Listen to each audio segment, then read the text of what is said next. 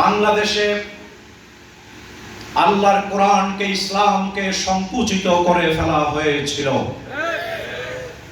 সেখান থেকে মহান রব অত্যন্ত মেহেরবানি করে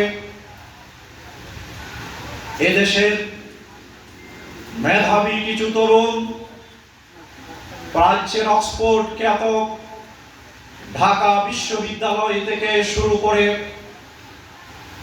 স্কুল, কলেজ, মাদ্রাসা, দেশের গুরুত্বপূর্ণ সকল শিক্ষা প্রতিষ্ঠানের ছাত্র ছাত্রীরা বাংলাদেশকে হায়নাদের কবল থেকে মুক্ত করবার জন্য রাজপথে নেমে এসেছিল, তাদের ক্যাম্পাস ছেড়ে, ক্লাস ছেড়ে।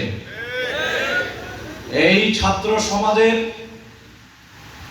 আন্দোলনকে স্তব্ধ করার জন্য আমরা বাংলাদেশের আকাশে হেলিকপ্টার দেখেছি। তারা বলেছে হেলিকপ্টার থেকে উত্তপ্ত ছাত্র জনতার জন্য পানি বর্ষণ করা হয়েছিল। আকাশ থেকে তো পানি বর্ষণ করে মহান রব্বুল আলামিন, আর কেউ ওই আকাশ থেকে পানি বর্ষণ করতে পারে না। কিন্তু বাংলাদেশের মানুষ দেখেছে সেখান থেকে পানি বর্ষণ করা হয়নি, সেখান থেকে সাউন্ড গ্রেড বর্ষণ করা হয়েছে। একজন সন্তানের পিতা, একজন সন্তানের মা যখন দেখে ঢাকা বিশ্ববিদ্যালয়ের তার মেধাবী ছাত্রটি, তার মেধাবী সন্তানটিকে আকাশ থেকে, হেলিকপ্টার থেকে গুলি করা হচ্ছে, নির্বিচারে রাজপথে গুলি করা হচ্ছে, তখন একজন মায়ের পক্ষে, একজন বাবার পক্ষেও করে থাকা সম্ভব হয়নি। ছোট্ট শিশুকে কোলে নিয়ে মা তার সন্তানের এই কাতারে গিয়ে এই স্বৈরাচার থেকে বাংলাদেশকে মুক্ত করার জন্য রাজপথে লড়াই করেছিলেন। এই দৃশ্য আপনারা দেখেছেন। বাংলাদেশ এমনিতেই হায়নাদের কবল থেকে মুক্ত হয়নি।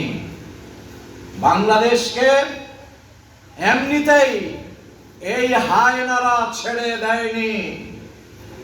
5ই আগস্ট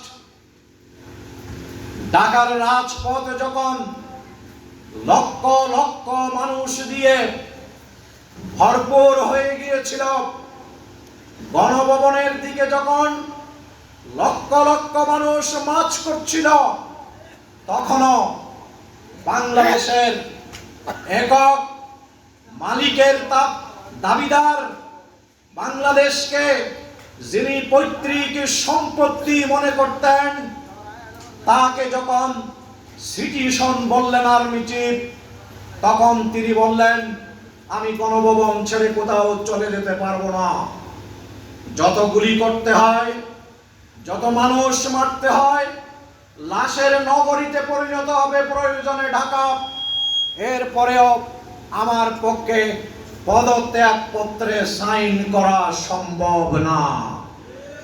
সেদিন আমরা স্যালুট জানাই বাংলাদেশের সেনাবাহিনীকে, দেশপ্রেমিক সেনাবাহিনীকে, যারা এই জন্মভূমি রক্ষায়,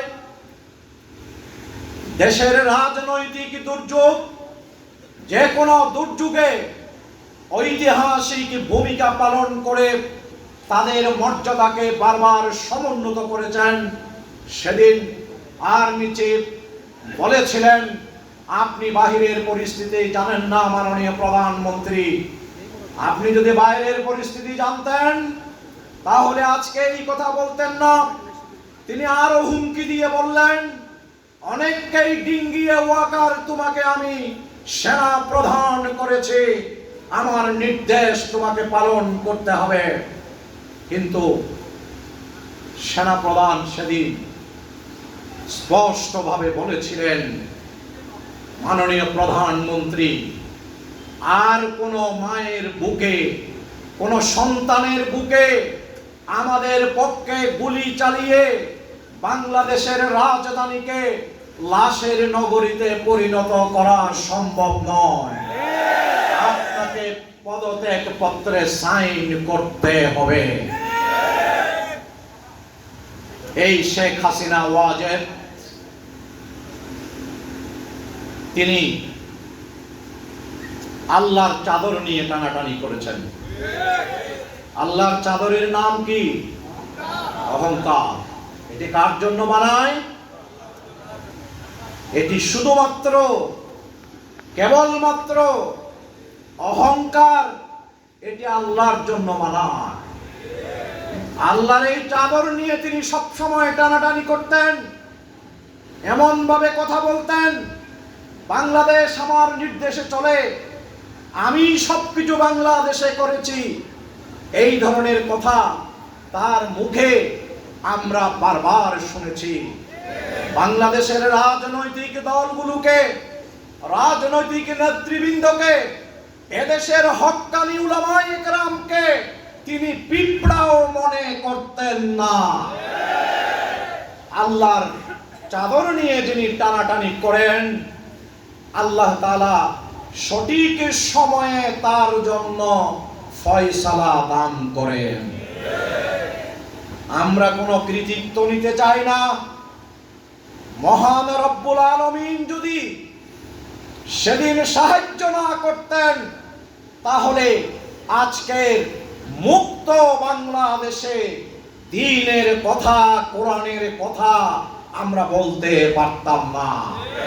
লংগদুর এই প্রত্যন্ত অঞ্চলে হাজার হাজার দেশপ্রেমিক, ইসলাম প্রিয় মানুষের সম্মেলন অনুষ্ঠিত হতে পারত না।